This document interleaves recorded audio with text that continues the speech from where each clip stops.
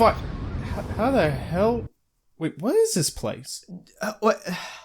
Wait a sec. I think it's the Soyokaze from Irresponsible Captain Tyler. Holy shit. Hey, whoever owns this place must be a real fan then. I mean, I'd rather we were in the white base, but whatever. Meanwhile, dude, did you see the pink Russian outside? I'm sorry, what? Didn't you see the pink Russian outside? Wait, don't you mean the Black Russian? No. I'm pretty sure it's the Black Russian. Well, this one's pink. Oh, wait, I'm seeing it right now. Holy shit, what the fuck? Where are we? But yeah, we're on the Soyokaze from Irresponsible Captain Tyler. Ah, man, today of all days, just when CBF died. Yeah, he would definitely love to see this thing. I mean, I guess we have to do this as a two-man show now. Did someone mention my name? CBF! You're alive! Wait, oh my god. Buenos dias, children. Oh, is that a boombox I see? Good. I am seeing your chain, and I'm so ill. This is a warning, I can't be killed. Say hello to part two, a classic caliente. It's one settled dose, and I know how much you miss Munch. Wow. Well, Okay, you culturally appropriating piece of shit. adding on to that, how are you here though? Like, did you pull a Mega Man Zero and just send your data self into a new body? Yeah, and why are you looking so sinister? Remember when I told you that the nearest Hado body was so far away? Vaguely. No, but go on. It was here. 2 Hado bodies here. One of which I really don't like, and the other had fucking graffiti on it. My databases have told me we're some dipshits from the white base. So I have to pick between a shitty color and something that's vandalized. And also, unfortunately, I'm still in the process of a software update, so not everything is fully ready yet. But I'm here now because I heard some motherfuckers had to be here. Why, CBF, what's the problem with being a pride bot? I don't want anything from Gundam SEED on me. Speaking of Gundam SEED, did you hear about the Gundam SEED movie? Oh no, yeah we did. I hate it. I hate it so much. Miura fucking died a few weeks back, and we're just smack dab with the announcement of fucking Gundam SEED movie coming out. We live in a society. We live in a simulation, ladies. No, we live in a spaceship Okay, now. okay, here's the thing though. This is the same week that we got the announcement for a Lupin Part 6 set in London, England, Earth, the solar system. We did it. So like maybe cool your jets a bit. Also, that's a Doctor Who reference for you people that don't get it. Also, like, I know that the movie was apparently sort of in development back in like the 2000s after Destiny ended, but that kind of got scrapped. Wait a sec. CBF, we are on the Soyokaze, and we don't know how to get back home to our manga cafe because that is our home. I think we've got more pressing needs right now. Unfortunately, I don't have a way of contacting anything. What? My Wi-Fi hasn't been updated on here, and there's no cell service on this ship. Wait a sec, we don't have Wi-Fi? Not right now. Kaiser, panic! I think I'm more panicked by the fact that the SEED movie is coming out, but sure, go off, I guess. Okay, let's split up and explore. 12 seconds later. So clearly we found nothing. Yeah, all I found were like a couple gear from the Arcadia. Don't know what that was all about, but... Oh my god, we may find Tochiro's secret creation. Well, actually, I did see one thing. We have some inexplicably similar props to what we used to have. Bugger me. Wait a sec, is this a manga cafe? I don't know, but it feels like that Tyler would easily just let that slide if someone built it. I get it. Hey, at least Tyler has base taste after all. Yeah, manga cafe in space, why not? I've heard of Weirder. I can't recall that right now, but I've heard of Weirder. Also, isn't this a Mujina picture? Ooh, neat! Wait a sec, aren't those signs with our names on them? Huh, yeah. What? And isn't that the Black Getter? It is! And isn't that a Lightning El Drago Beyblade? Yo, Tyler loves us, man. Ah, so you too have a Beyblade with you. I have the Eagle. Never leave home without it, just like the back credit card. Okay, CBF, we have some serious letting it rip to do after we're done here, and I do not mean the smelly kind. Ah, yes. That's right, my fellow blader. Well, here's the thing. CBF can't because he's the robot. He's a robot with arms. Yes, Hados have arms, remember? No, I meant the smelly kind. He may come with inbuilt functions we do not know of. I don't come with that, thankfully. And how did our humor degrade from dick jokes to fart jokes?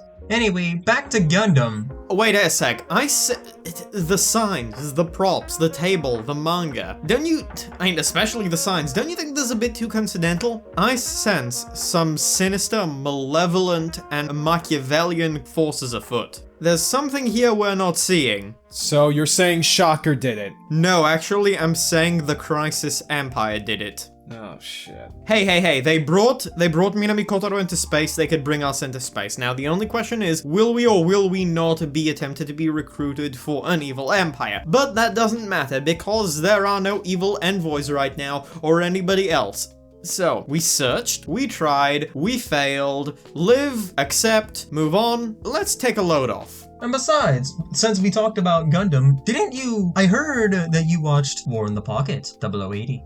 Finally. I did finish Gundam War in the Pocket 0080. I also finished 8th MS Team. Let's talk about War in the Pocket. Let's talk about a good show. Fuck you, 8th MS Team is good. And because I am a real fan, I rewatched the show around the same time Lonecrit did at a faster pace, asserting my new type dominance. Asserting yourself as a veritable red comet with 3 times the speed. 3 times faster! Okay, you know what, dude? As any YouTube commenter will tell you, first is worst, so get fucked. Kaiser out here just hitting first on every YouTube comment section. Also, just one more reason why you'll never have a girlfriend. Oh, look who's talking, Mr. Lone Savior. Durex may last, but you don't. What?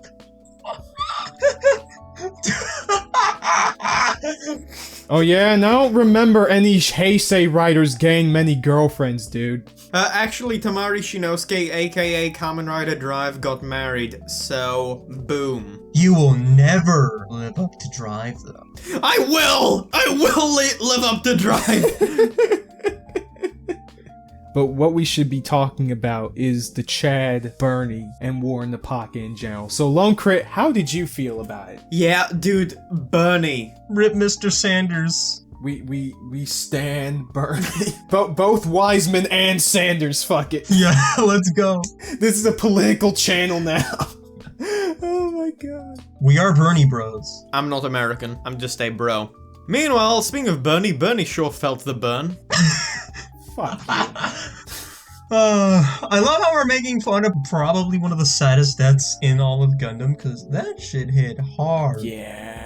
Yeah, we're not giving a fuck about spoilers this time around. I feel I wasn't hit as hard as you guys, but I still was hit hard. It was so sudden, just boom, lightsaber right through the mobile suit. Yep. Yeah, and also, sort of like the bittersweet fact that, like, a lot of the things in the ending could have been avoided, really. Yeah. Which further shows the overall tragedy of not only just war itself, but just, like, the 1-year war in general, and what it drives people to do, really. Yeah, the sheer arbitrariness. Having said that, though, War in the Pocket is the most positive Gundam installment I've seen so far. Especially with the music, really, yeah. Well, it's not just that, it's also that it highlights the fact that the soldiers in the 1-year war fight in order to do what they believe is right, even if they are given orders, which, like, that's the most positive so far, the idea of the soldiers having real autonomy, because one of the things I found so sad about the original series is that the soldiers were just tools given orders from people high above that have nothing to do with them and will likely never come anywhere near the front lines lest their side completely lose. Yeah, meanwhile here there's more a principle rather than cynicism to the warriors. Yeah, even in the case of, like, Dozo Zabi, who, you know, like the Che is, shows up in the freaking Big Zam, that was literally at the tail end of the conflict. Yeah, well, I mean, there was also Gamma, but he was, what, either a lieutenant or a captain, and obviously obviously, of course, eventually we had Giran and Cassilia, but like that was way late. And neither of those were very principled, or at least not morally principled. No, but Cassilia was better than Giran, because at least she thought killing your dad is a bad thing. Everyone is better than Giran, to be fair. Giran is literally Hitler, just as his father compared him to. And he took it as a compliment. Guys, okay? Here's something that we need to understand. Giran did nothing wrong, okay? He did absolutely... Shut up, Robo-Fuhrer! Listen, alright? I'm just saying that, let's say, hypothetically, that the Zeons won the 1-year war and everybody just went to space, okay? We would all be Newtypes. We would all be connected under the Space Autism Network, and we would all be okay. Look, I do not support the death penalty. However, the deconstruction penalty, on the other hand, seems very appropriate for you. Wow, so you're just going to negate my rights as an android with feelings? Fucking human Führer? Considering your rights and feelings feel that wiping out 80% of the population is fine, I'ma say yes. Allegedly. Factually. Okay, but enough about me being surrounded by fucking racists on both ends. Let's go back to one thing I also noticed that the citizens, it's probably one of the only Gundams that actually just focuses on regular citizens, not just like regular people who are in war, but what it's like as a civilian living in war. Just the fact that kids are growing up in the middle of a war and just romanticizing and fantasizing about, oh, this one side, they're the good guys, and these guys, they're the bad guys, and they're playing with action figures about both of them, just like treating it just like it's no big deal, because that's what they know. Hell, at that point, they didn't even know exactly how the war was even happening. Yeah, they just knew that this was one side, this was the other. One's good, one's bad. It was all just, it's all this thing, just information. I kind of feel that that's what it's going to be like for kids going through the current period we're going through of COVID-19. Where it's just,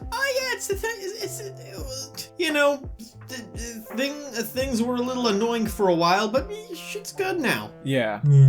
Dude, I totally get that, especially with my younger siblings. Yeah, whereas for us, it's kind of like, Yeah. Well, yeah, but like speaking of younger people though, I really like how they portrayed Alpha as a character for this show. It's actually really good. I feel like he's one of like the perfect sort of people for this kind of story, because in a way, I suppose like in a metatextual level, it's sort of like reflecting sort of like the young audience being exposed to Gundam as a whole, which makes sense since War in the Pocket was made as an anniversary event, I believe. Yeah, like 10 years. And like especially with the beginning, or like that part after like he was scarred in like the 4th episode and he went to that arcade and seeing those games about blowing up seas and stuff. And he was like, oh right, it's like that, but in real life. That's one of the best scenes in the series, just for like showing how he's starting to understand like what's going on, where it's not just stuff. Yes. War is serious business, you know. I didn't, but thank you for informing me. War is bad,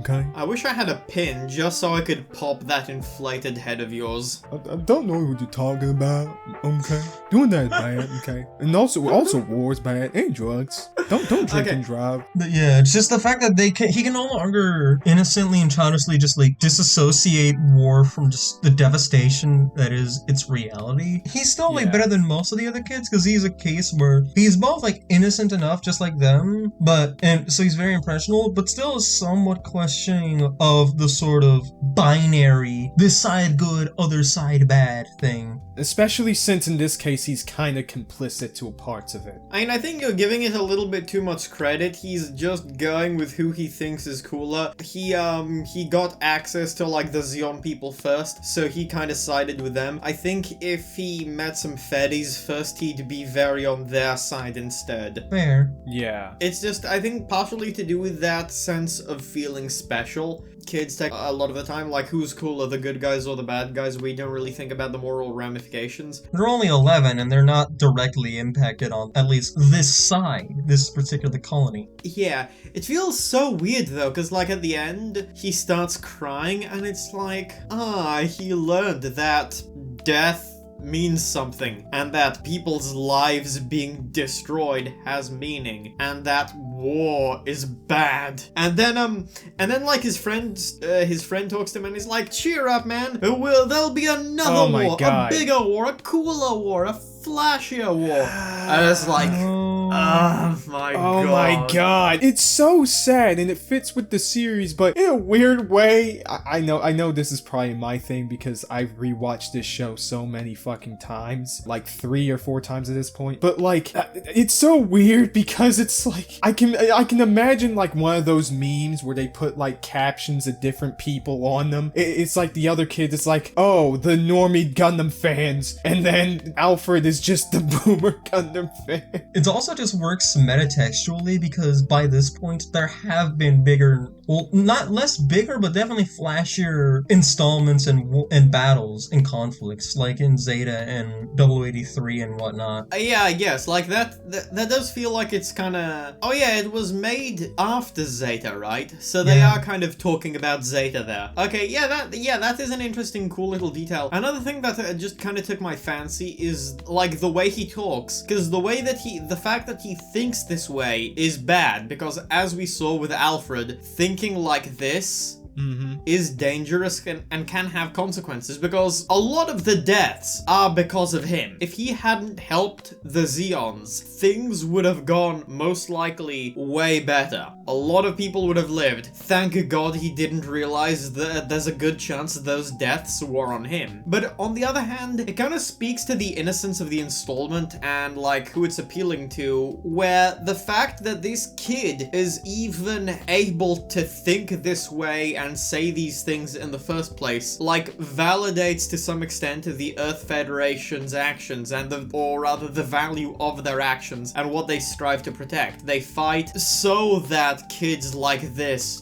don't have insight or proper understanding of what's going on and the point of it all. Because if they did, then they'd be affected, maybe damaged for life, like Alfred. And yet Alfred also shows even more maturity than most kids, especially by the end, like after Bernie's dead, because he knows that Christina, who he has good relations with both of them, and both of them were also having like a sort of like budding kinship with one another, but they don't know that they were fighting each other. Only he does. But once Christina like asks him where Bernie went, he makes up a lie that he just had to leave somewhere. He could have easily just either casually or spitefully informed her that she's the one who killed him, but he didn't. Or he could have like maybe given her like the video or information that Bernie gave to him before he died, but he didn't because Chris is already his friend for arguably longer than Bernie anyways. And also he understands, especially after in Bernie's video, which is just cements that whole moment, is that these soldiers are people. Bernie admits that he doesn't even hate the people in the Federation, really. The fact that he said that, and the fact that he said he was just doing what he thought was right, and his fellow soldiers also did what they thought was right, that was the most optimistic I've ever seen Gundam. In other installments, so many people,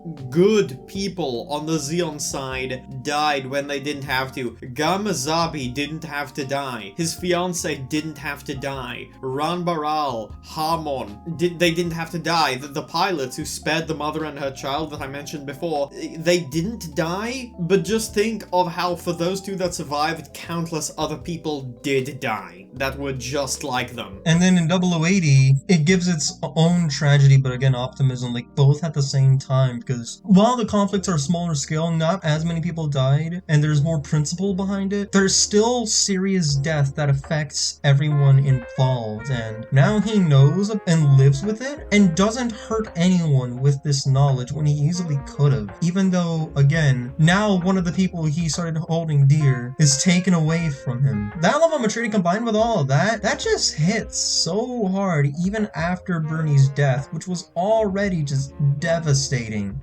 Yeah, the fact that they didn't, like, bastardize Bernie's side either, because he was objectively on the side of the bad guys. Zeon are the bad guys. At least in the 1 Year War. Yes. Yeah, in the 1 Year War, yes, Zeon are the bad guys. they went there to find and destroy the Gundam, and they were more or less fine with killing as many people as is required to do that. Bernie wasn't, but the others were. And also, to be fair, the fact that they're making another Gundam, like, pretty much at the tail end of, or at this point, completely in secret, is also just a bit terrifying on, like, the Fetty's end as well. It's just the fact that even by this point, towards the tail end and after the war, they're just still making more death units on both sides. Well, I mean, you never know, right? Yeah, because I'm pretty sure that, and yeah, you never know when another conflict is going to pick up, which is what technically leads to Zeta. No, that's not what I meant. I meant, like, you never know what Zeon will come up with. Like, the Gundam was made, and it turned around the war like that.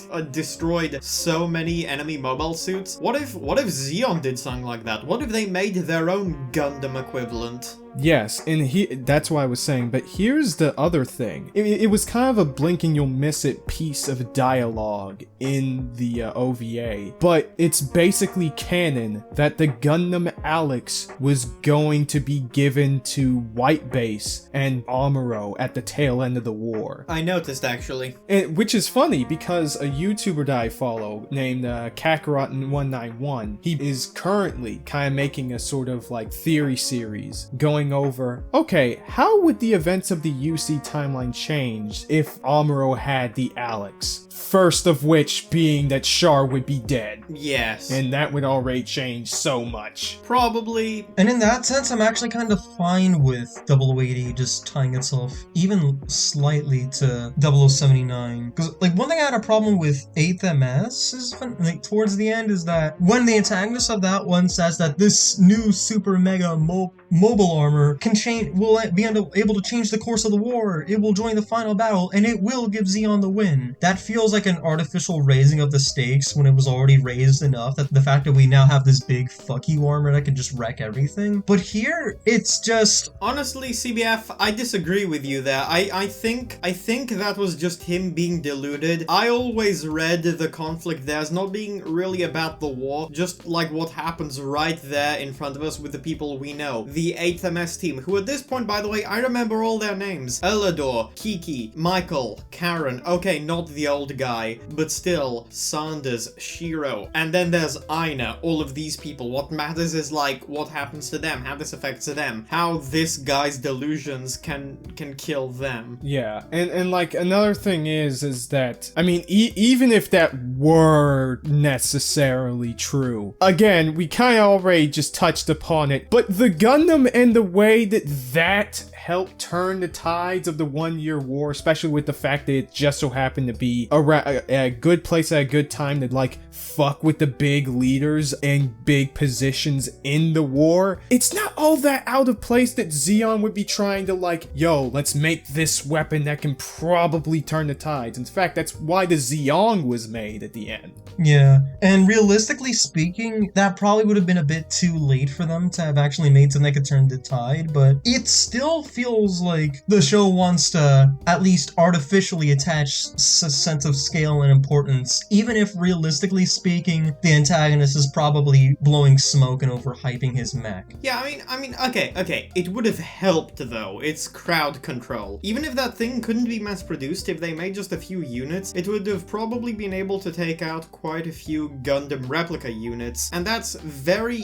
useful because Zeon has a lot of big weapons and crowd control weapons, while the Earth Federation has some, like, highly targeted ones. So if Zeon could get numbers on their side, this would help a lot, because that would free up that many more Zakus to get the rest of the Gundam replicas, while either outnumbering the Gundam or leaving the Gundam for people like Shah to deal with. Oh, absolutely. It's just that I don't like the way it was handled there, especially when we already could have just left the stakes at it being enough to just decimate the characters that we are familiar with. A mountain. And a mountain, yes. But meanwhile in 0080, it's just like a blink and you'll miss it dialogue, while the rest of it is just retrospectively talking about how the end of the war is shaping up. And just at one point, two of the older characters are just theorizing about the possible directions that this war could have gone in, as opposed to where it's headed now. And it doesn't feel like it wants to have a sense of importance in that sense, or like it's trying to raise the stakes ever. It's more just like raising small possibilities. This is odd to mention, but another one of the War is Bad MK little things that I really like in War in the Pocket is how one guy's talking about the mobile suits. You know, these are weapons of destruction. There was not a single one of these things made to make anybody happy. These things were made to kill and wound and bring suffering. Because fuck the balls, I guess. Because those were made for construction. Well, space construction, but yeah. Well, yeah. I mean, I guess that actually goes hand in hand nicely with 8th MS Team when it ends, and then just all of the, like, Zakus and stuff just are left to rust. Yeah. I like that. I liked that a lot. Like, man, how nice is that? How nice is that visual of, like, Aina and Shiro, like, Shiro having the wooden leg and Aina being pregnant, and just the Zaku helmet just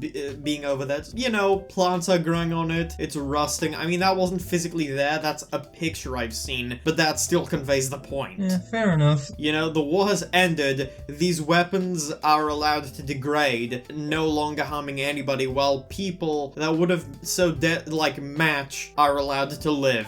And I'm guessing this means you like 8th MS Team, right? Yes, I do. You know what? Fuck you. I think I gave it like a 7. I think that's the same score I gave it. Maybe I give it a 6. I give it a 6 or a 7. But yeah, you know what? Yeah, I quite like 8th MS Team. I thought it was a very sweet installment. Speaking of visuals and like good visuals, 0080 is gorgeous. Like the Haruhiko Mikimoto designs, the character designer of Macross came in, and those designs, oh man, I love those designs almost as much as I love just the general animation of it all. I really love a lot of the shadows, because like when you see a character light a cigarette or something, you'll see the shadows. Wait a sec, I just realized the captain of the Xeon team in the final mission, before he went on it, he lit a cigarette. Because did you ever notice how he always put the cigarettes in his mouth, but then he never lit them, and he just smushed them into the ashtray and pulled out another one? That's such an interesting way of showing that he was prepared to die. Yeah. And also, like, another interesting visual, I suppose, but a bit more, like, pronounced, is just the thought that Alfred had about, you know, the possibility of how much destruction the mole suits would cause, especially, you know, when he was looking at Arcane. Just the visual of, like, the places and people that he know just evaporating perfectly conveys that idea. And just the worry in his face while he was looking at the guard, just trying to understand what the hell is going on. I like that they built up to that though by showing like the corpses of some of the people that were killed during the attack. Like when they pull out the corpse of a kid from the rubble who's just like riddled with bullets. Oh or my you God, see yeah. like the Xeon mobile suit punctured like Swiss cheese, and then you just see like the seat covered in blood and no corpse but just like full of holes. Yes. That's like, oof. And I also like how the wreckage on the streets and Alfred's reactions to it just sort of help book open and bookend the series. It's really tragic that even though this kid is being so stupid and arrogant and wrong-minded, he's still being forced to understand these realities.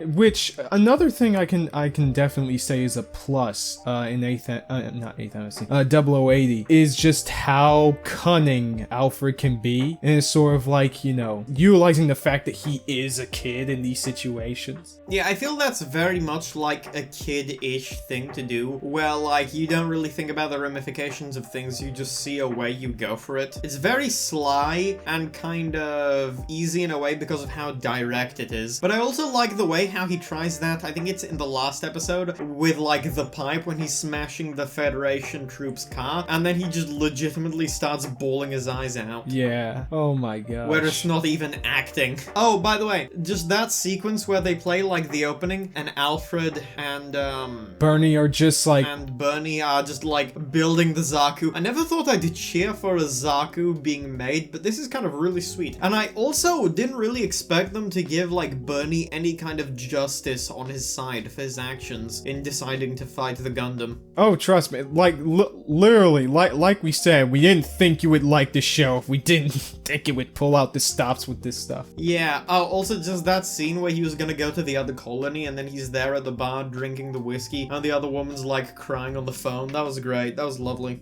Yeah, it perfectly conveys just how much his actions are just also just driven by how much he cares and acknowledges the lives of the people living there, really. Well, it's also just what she was talking about like moving to another colony and like hating the fact that her life's going in this way, about regrets, about all that stuff. I really liked Bernie. He was a really cool character. I really liked the reasons for which he decided to fight the Gundam, where it's not only to do with his sense of duty, but also just what he thinks is right. Dicks out for Bernie, folks. Yeah, and he was just like a very likable and fun character in general, both in just like how he would interact with Christina and Alfred. They're an amazing trio, to be honest. Yeah. I like how much of a good guy they make Bernie, because that emphasizes the tragedy of the war that much more, where people like this, who can do this, who have the capacity for this, are being made to fight. Yes. And by the way, I would kind of love to see a series, maybe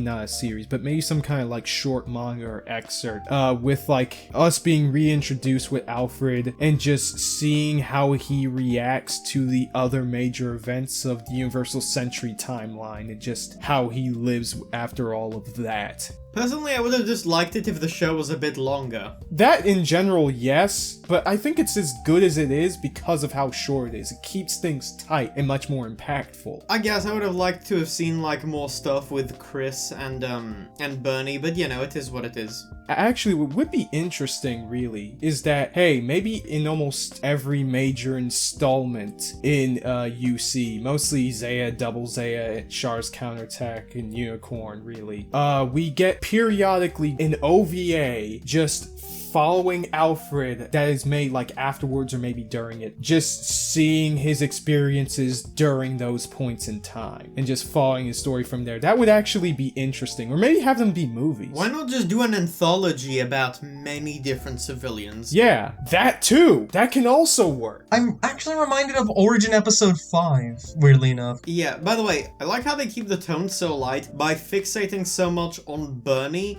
who's a person who deliberately keeps things light, and Alfred, who's a kid. Obviously, like, things are gonna be what they are. And then there's Christina, who's probably one of the most likable Gundam girls out there. She's just like also generally like a really fun and positive person, and also happens to tend to be very pleasant towards Alfred and Bernie. Yeah, absolutely. Let's just go back to SEED for a second. Yeah, oh right, we can talk about the SEED announcement. Oh my god. This... Yeah.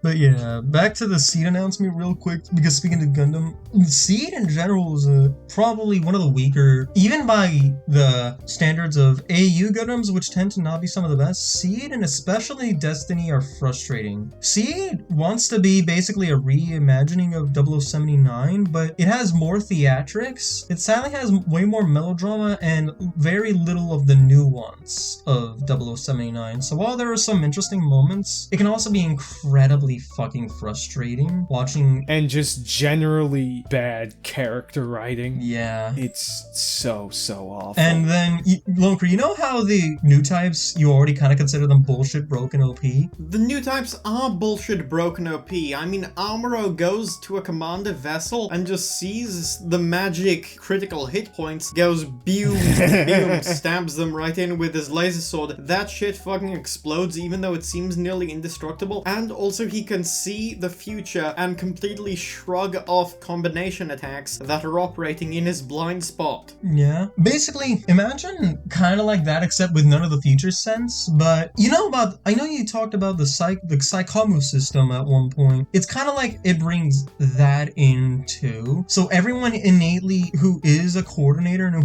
who unlocks like a sort of SEED ability, which has the worst visual of just like a SEED cracking open, they just inherently become faster as well as stronger while having better reaction times. So it just makes them bullshit, and they can activate those at will once they've awakened that for the first time. They just have to be in a pinch. Now I see why you compare Kira Yamato to Jesus, because that sounds like a Deus Ex Machina if I've ever seen one. Yeah, I was about to get to that. Because Kira freaking Yamato, dude, all the stories that you and everybody else at home, okay? All the stories you guys have probably heard of Jesus Kira Yamato is absolutely true. he is terrible. His character is just awful. Not just because he's overpowered, but because his worldview is barely challenged and almost everything really goes his way without any sense behind them. At some point, he just becomes a Mary Sue, pretty much. Gary Stu, rather. Yeah, like in Destiny, right? Which takes place after Seed and like Zaf were defeated for the first time. And is basically the Zeta equivalent. Yeah, they're like the Republic of Xeon. What happens is that Kira, along with Maru Ramius, the captain of the Archangel, and a few other people from the original series, start becoming their own faction where they go to different wars and conflicts throughout the world, shoot down mobile suits and caravans on both sides without killing anyone, by the way, which is Somehow, even when everything explodes.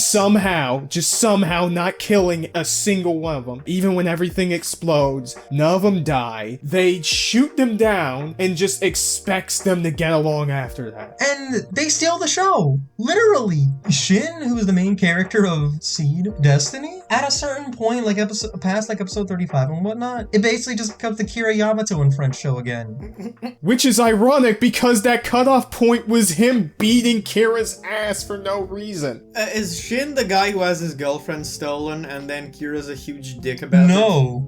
And she's also a huge bitch about it? That's Athronite, I think. Who is actually a decent character, even though in Destiny he basically just repeats his arc. Not really, because Athram wasn't really all that into Lacus from what I remember. No, you're talking about like the other dude who's barely that much of a character, and the whole thing with Flay. Oh my god, Flay's a mixed bag. I forget his name, but yeah, fuck that entire arc. That was the one where I really hated Kira, because at some point he just was like, I think his name was Sai. Yeah, because Sai. Flay was basically trying to manipulate them both and cheat on him. And then when he was like getting angry about Flay just manipulating them and cheating on him, Kira just bitch slaps him and pretty much like tells him off. Like, hey, step off, bitch. She's mine. And we're supposed to take his side over Sai's. Thug life. Thug life.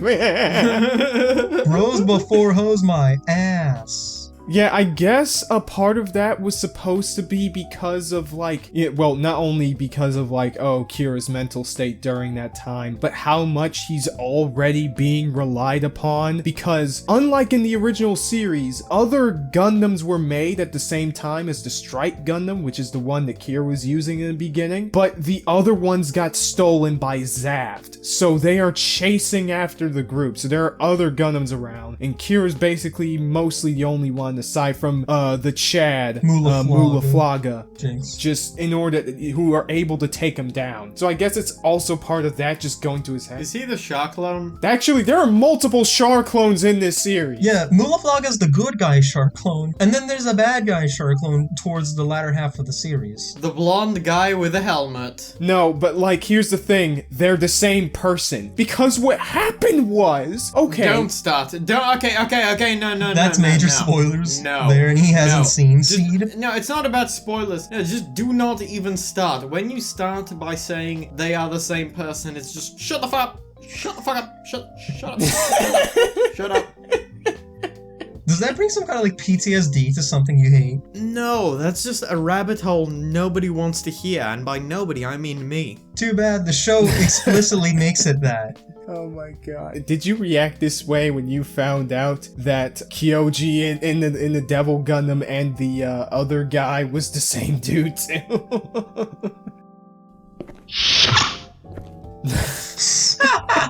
Oh, we can just talk about G. Let's talk about G Gundam.